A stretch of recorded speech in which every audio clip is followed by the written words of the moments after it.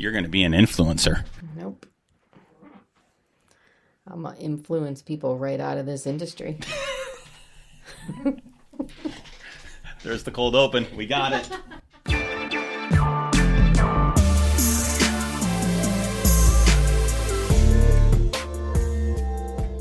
Okay, so do we want to do our cold open like maintenance phase? Do we want to do like if books could kill style? How do you want to do this? I think you already have your cold open. I mean, I got a good one. I did come up with a Michael Hobbs-esque one. Ready? Yeah. Ready? I don't think you're ready for this. Welcome to the Other 51, where DEI stands for Dope Excellent Interviews. I'm out. Welcome to the Other 51. I'm your host, Brian Moritz, joined this week by Jen Moritz, my wife. We'll just get that out of the way because the last names probably give it away. Also, and I hope I get this title right, senior editor and inclusive language specialist. Yeah, I wanted you to work for it. Also, I could be your sister based on how this podcast goes. So I think you did need the clarification. We did need the clarification, although my sister has been on numerous times.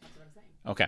But also, most importantly, among all of that stuff, Jen Moritz, the reason why I stare at a 6-foot-tall cutout of Baz from the Carry On series every working day of my life. Welcome to the show, buddy. Thanks. Nobody knows who Baz is, so we might have to explain that. I'll let you field that one. Not right now, but yeah. Or just Google it. You know, he's pretty amazing. He is something, and we'll get to all this stuff later in the show, I assume. But what I want to talk about, and what I want to have you on the show for a long time now, is that last part of your job title, which is relatively new. Congratulations, by the way. It's pretty awesome. So, inclusive language specialist. So, let's start right at the very beginning, I guess, with what is inclusive language? So it's exactly what it sounds like. Inclusive language is making sure that the words you use are, accessible and, I hate to define a word with the word, and inclusive for everybody, that everybody who is receiving your message. And, that changes depending on your message, your audience. Inclusive doesn't necessarily mean everybody in the world is included in your message. It means everybody in your audience is included in your message. So you're using words that aren't going to cause any harm.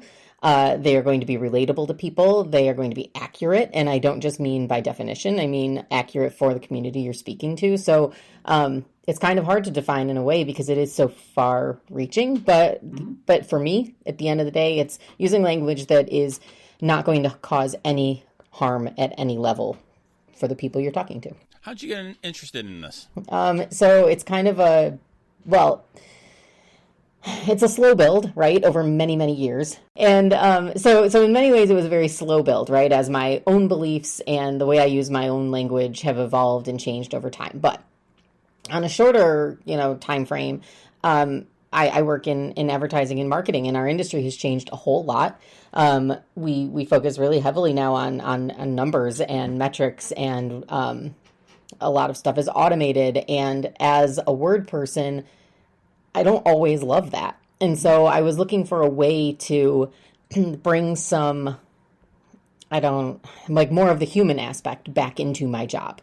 And so a few years ago, probably around the start of the pandemic, I started dipping into inclusive language and taking my job as an editor beyond just proofreading and grammar and even rewriting, which I really love, into the inclusive language space. And then the more I did that, the more I loved it, the more I saw its impact on our work and on other people I work with.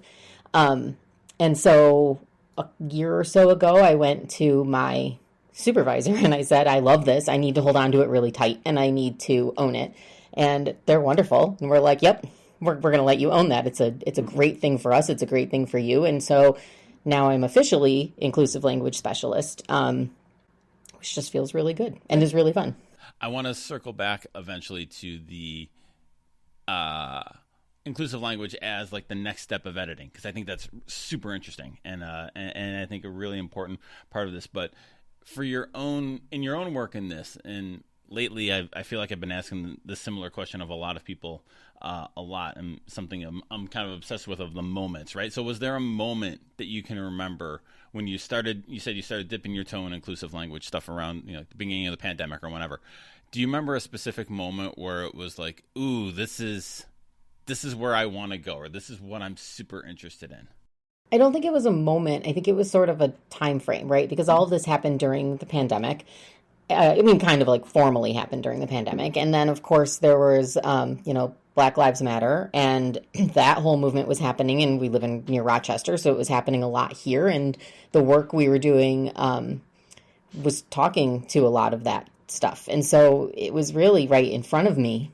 And everything from, we had a president at the time who was using slang and offensive terms for COVID-19 instead of just calling it COVID-19, all the way to we have very specific clients writing very specific things about race and things going on in our community. So, like, it wasn't one moment, but it was, but it was a time full of little moments. But what I will say is more recently, I guess I can tell this story. I don't think I'm crossing any lines, but a moment that like really like sparked me and made me really excited is we had designed something at work, and it related to historical figures in our community. And I don't want to give too many details because I don't think that's my place here. But we had designed something that was really great and really beautiful, and I thought is the kind of thing that I would pick up off the shelves. And then somebody questioned whether some of the phrases we had used on it were appropriate. And so I started looking into these historical figures more closely and learning things about their backgrounds and who they were as people, because they are long since dead. And I learned things about them that if they saw the design we had created and the words we had used, they would have been very hurt by that. And their legacies would probably be very hurt by that. And people in our communities today seeing that also would have been hurt by that. But it was this great moment where I was able to, with the help of some colleagues who actually threw some flags here, I was able to not only stop something harmful, but help preserve someone's legacy without damaging it. And, in this tiny little itty bitty way. And I learned something. I got a great history lesson that then I could take back and share with 100 people and say, look what I learned. This is really cool. And I didn't know that. Now we all know that. And so those kind of moments are the ones that are going to like pull through this kind of work, I think. We think of it as a very sometimes dry thing, and you think of it as a very buttoned up proper thing where you're constantly worried about feelings, but I wasn't going to hurt the feelings of somebody who died hundreds of years ago or 100 years ago. But it was exciting to do that work and learn something because I love to learn. And so those are the things that are going to make it stick. So if we can give some, I was wondering if we can talk a little more specifically on some examples of using inclusive language. And you don't have to talk specific clients or specific stuff like that example you just used, but kind of moving this from this general idea of inclusive language, which sounds very cool or very woo-woo, depending on on how you're coming to this conversation. So what are some of the things when you're editing for inclusive language or thinking of inclusive languages? I know it's just part of it. What are you looking for here? Like, what's that look like kind of more granularly and specifically? Yeah. So it's easy to think of it as woo woo, like you said, but I think it helps to think about everybody. I think we think of the people who are paying attention as one type of person or political thought or social belief, and that's not true because it does apply to the full spectrum. And so what I'm looking for are the words that may give me pause if I'm in someone else's shoes. And I know that's a very generic way of saying that probably doesn't feel very helpful. But, we've talked, the two of us, and on this podcast actually before, about the grammar tingle. It's like the spidey sense. And it's just an extension of that. Mm-hmm. Is there a word that feels a little out of place? Is there a word that something scratches at the back of my head? Is there something that maybe our kid would raise an eyebrow at, or our neighbor, or the person who actually I completely disagree with, would they pause at that word? Those are the words. You don't have to know if every word is inclusive or not inclusive. And you actually don't have to fix every word that is inclusive or not inclusive. The trick is to know when to just pause and Google it, right. And make that consideration.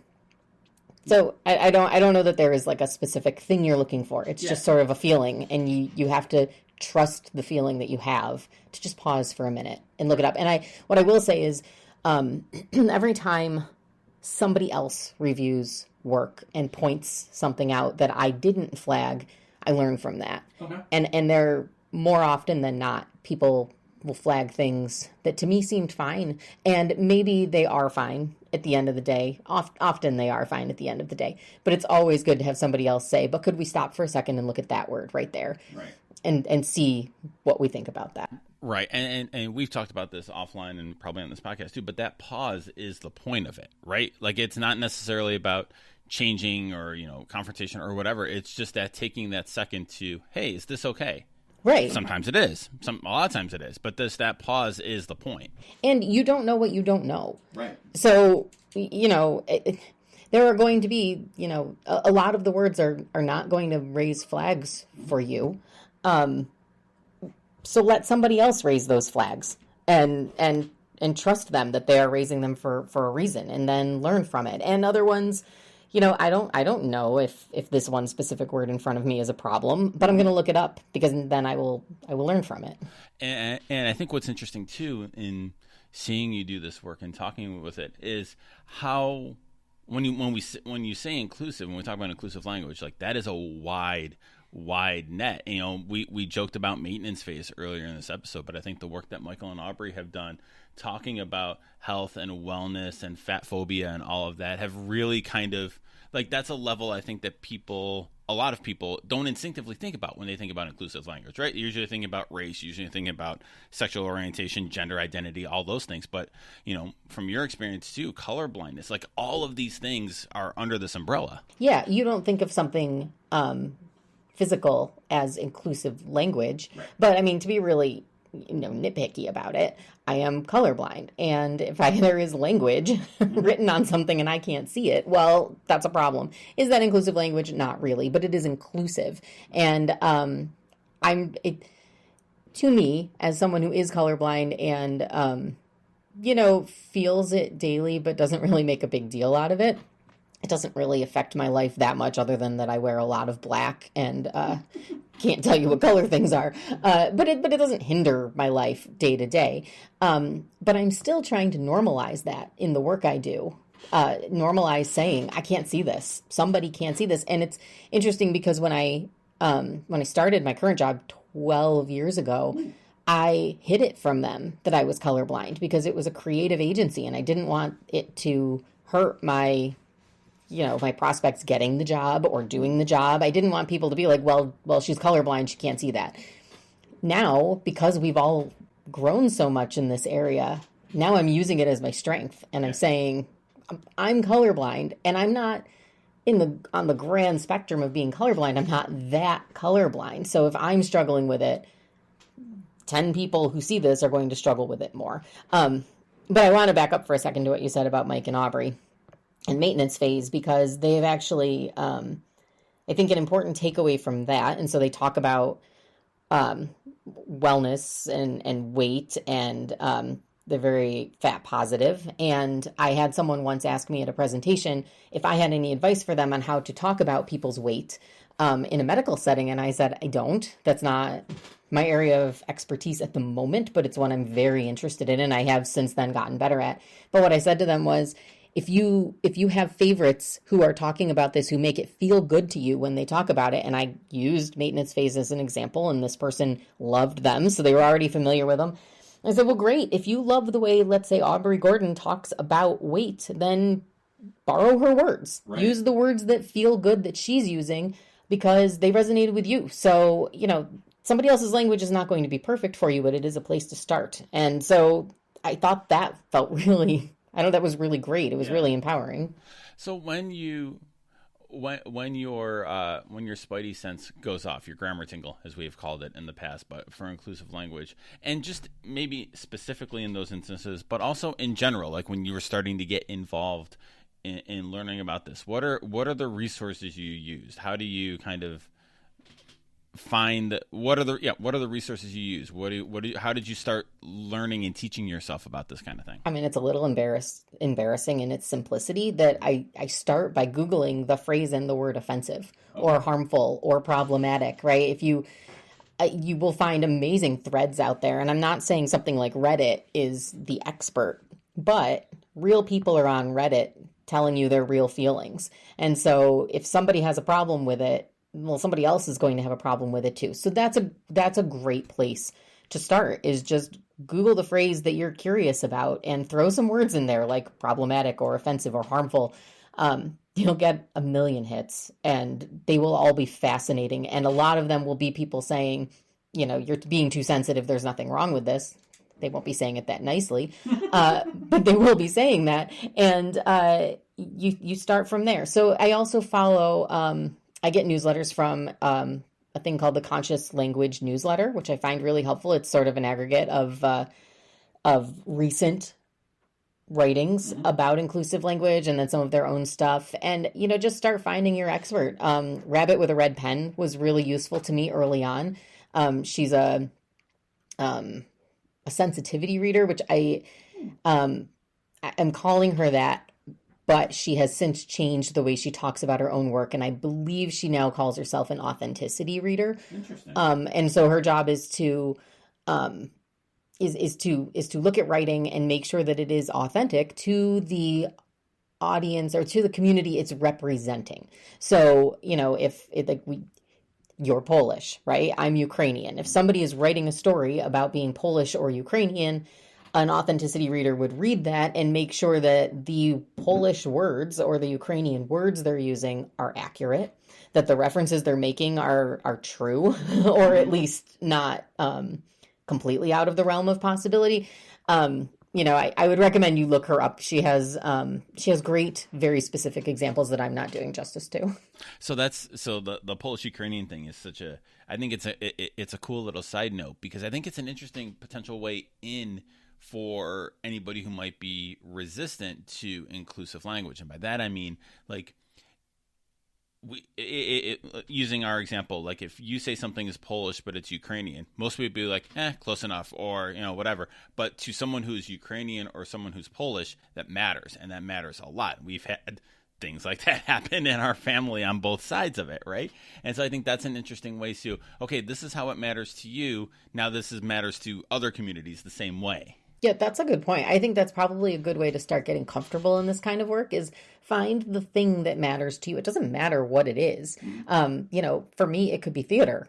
Find somebody writing about theater and look at it through a critical lens as a fan. I mean, how often do, they turn books into movies and you go see the movie and you're like, well, that's not true. That's not what happened in the book. Mm-hmm. It's sort of the same mentality. Yeah. This is a thing that matters a lot to you. And somebody who's not you is writing or talking or telling or showing it. And they may not be doing it justice. And the examples we're using are not, they're not critical, right. But then once you push that forward into the more meaningful areas, it becomes more critical. But and in one way, like, it's not meaningful, but it is meaningful to the people in that community or involved. Right. And so I think that's a door opener, right? And thank you for calling that out, because as the word came out of my mouth, I was like, I don't think that was the right thing to say. But which is another good point. When you mess up, just own it. Yeah. Occasionally I will give presentations to community groups to talk about inclusive language and how they can start using it. And then at the end, I like to take a minute and be like, so listen, I know I said this thing, I don't feel good about it, and I just want to acknowledge it and tell you that I'm sorry if that harmed anybody in the room. I'm learning too. You will always be learning. You will never have perfect language and perfect representation. You're just doing your best. But when you own it and you acknowledge it, I mean, that goes so far with everybody. So I think one example that kind of ties together a lot of the threads that we've been talking about in this conversation right now is the phrase rule of thumb.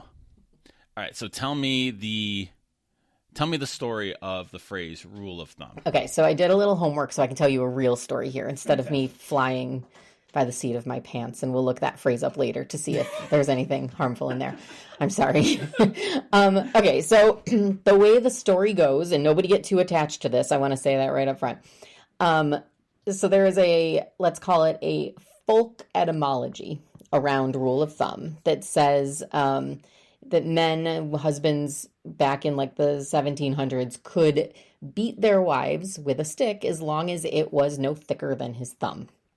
And so we have that phrase will often pop up on do not use lists of common phrases that actually have sort of more sinister origins. Sure. And so I had it on a list like that for a couple of years. And then somebody I follow on Instagram, tell me if I get his name wrong. I think it's Abraham Piper. Yep. Is that it? Yeah. He's wonderful and absolutely worth a follow.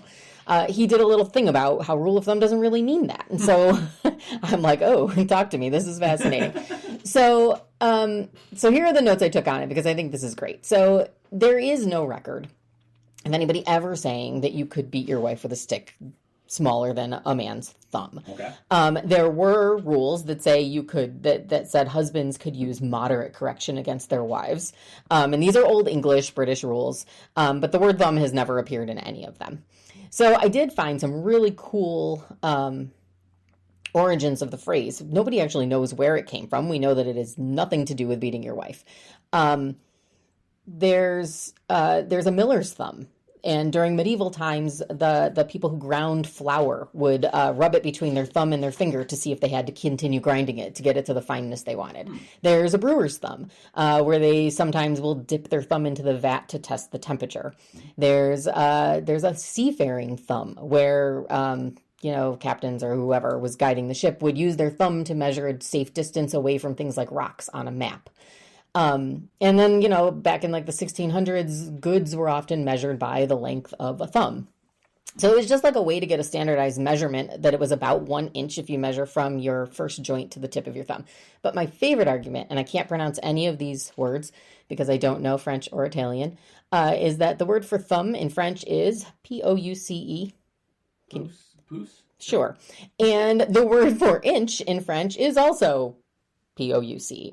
The Italian word for thumb is Pollice, and that is also the same word for inch. And in Spanish, this is the one I can pronounce, the word thumb is pulgar, and the word for inch is pulgada. So rule of thumb is probably just a language, root, a root word thing, where the words for thumb and the words for inch happen to be the same. And kind of like a basis of measurement or like a sort of... Yeah, so the rule of thumb is that thumbs are measured basically by like an inch, and sometimes, we didn't always have rulers. That's really probably where it comes from. Right.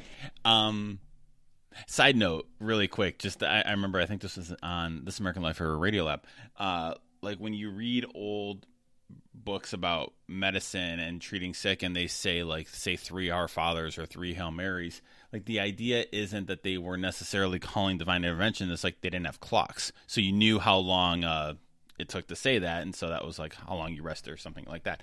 But so the double twist on rule of thumb is there are many people, many writers who believe, and probably believe very strongly, that rule of thumb has its roots in beating women, and so you should not use it because it's problematic. So how do you, as an inclusive language specialist, as an editor, how do you kind of like, okay, it's not offensive, but people really think it is. So how do you deal with that? So that's where inclusive language work comes in.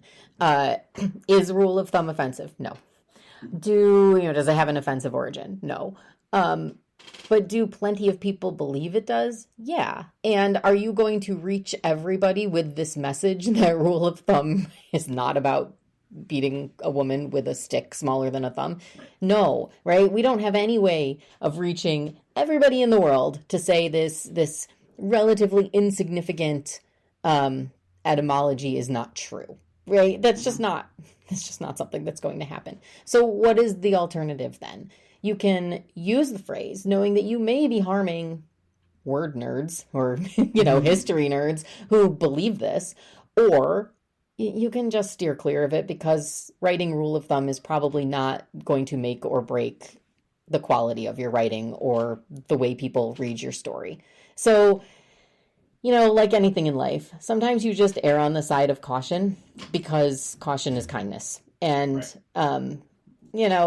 which is to say, if the phrase rule of thumb slips into your writing, how much harm are you going to do to someone who reads that?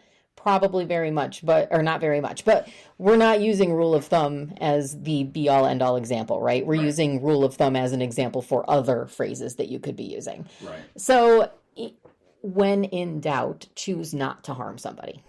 That's kind of the core rule of all this, right? Of course. Yeah, I love that caution is kindness, and it's such a great way, I think, of looking at it, because I think for some writers, and maybe all writers all the time, but like some writers, you can very much see I can't say anything anymore and blah blah blah blah blah. And I know, and we know that's not true, but sometimes people will make that argument. But like reframing it as no, writing from a place of kindness is really powerful, I think. Well, it is. And if your writing hinges on a phrase that is inflammatory, or even if it's not, right? If you've written a book and your editor comes back to you and says, we'd like you to not use the phrase rule of thumb on page 422, and you think that's going to unravel your writing, then I have some really bad news for you about your writing. And maybe think of it as a challenge and a game, right, and a challenge to make your writing better. Right. Nobody likes well actually guy, but really nobody likes double well actually guy.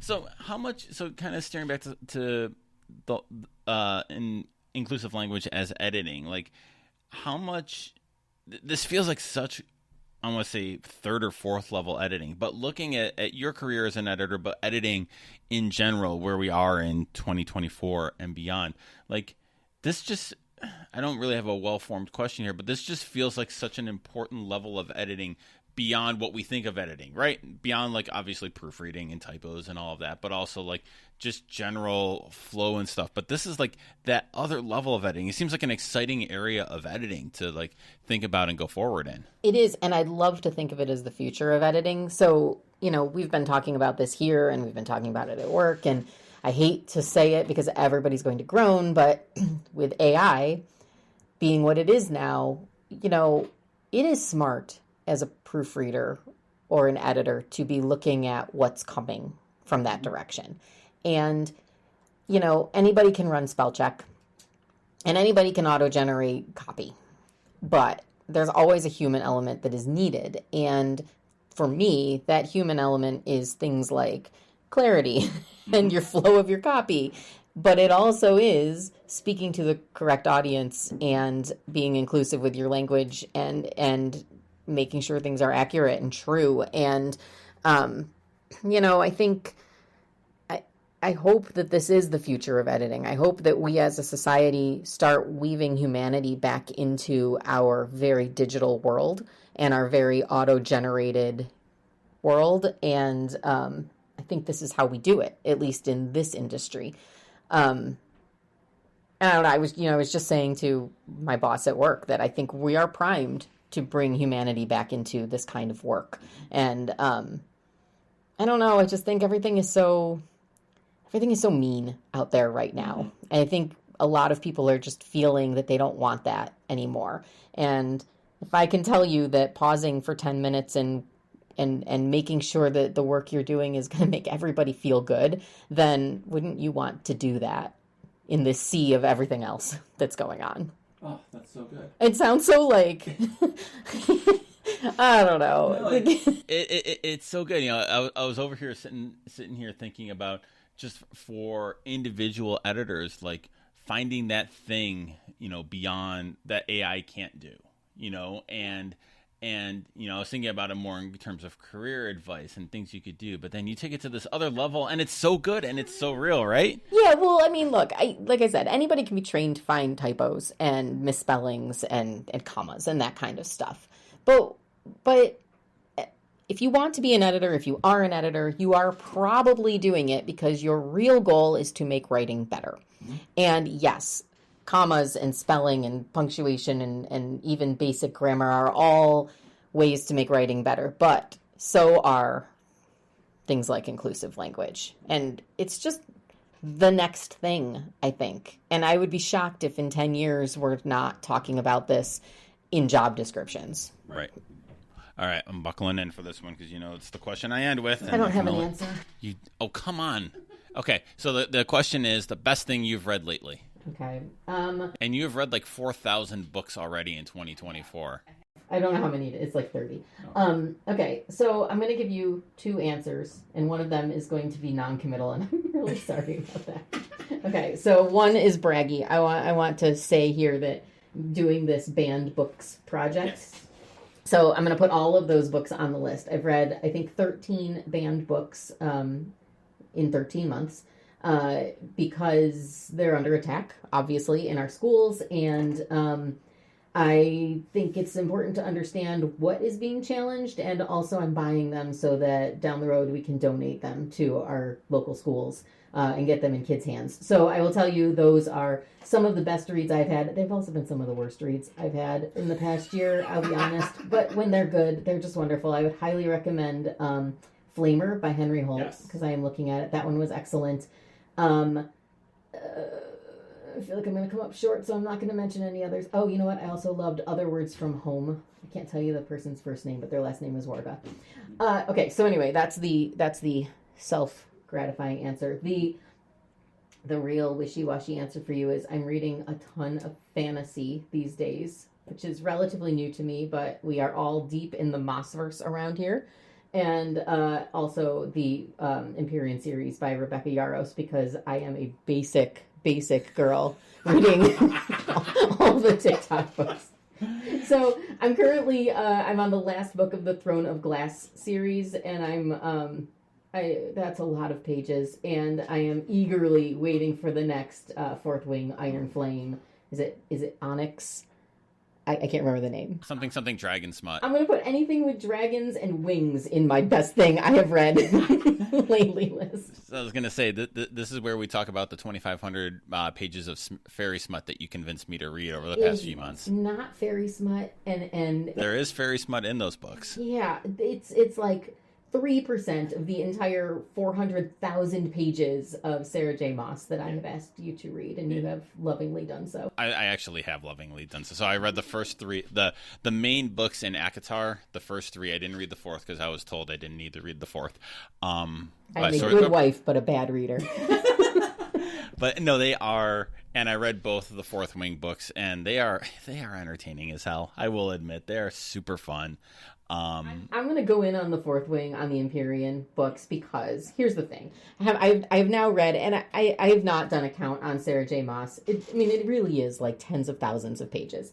And they're wonderfully written. They're beautiful. She's an incredible storyteller, and I do not have the attention span for that many pages. Mm-hmm. It's not her fault. Like I said, I'm still on the last book of Throne of Glass, and it's just taking me a long time because I needed to reset. And then let's all remember that I read for my job. Right. So I read 40 hours a week, and then I turn around and I read for fun. But what I love about the Empyrean series, Rebecca Yarros, is that they are so much more digestible for me. And when I'm coming off of, a busy week at work, I don't need 100,000 pages. I need 500 pages, and it moves along so quick, and it's just the sweet spot for me. I love them very much. They are very good. I'll have links to just the general pages. If I put links to every single book, I'm already doing that for the banned books, so the show notes are going to be like 12 pages Everybody long. Needs links to the 2 most popular series of the past 5 years. You definitely could not find them on your own. She added to me even when we're recording a podcast, guys. Love this journey for me. All right, Jen Moritz, this has been amazing. Thank you. Yeah, thanks for having me.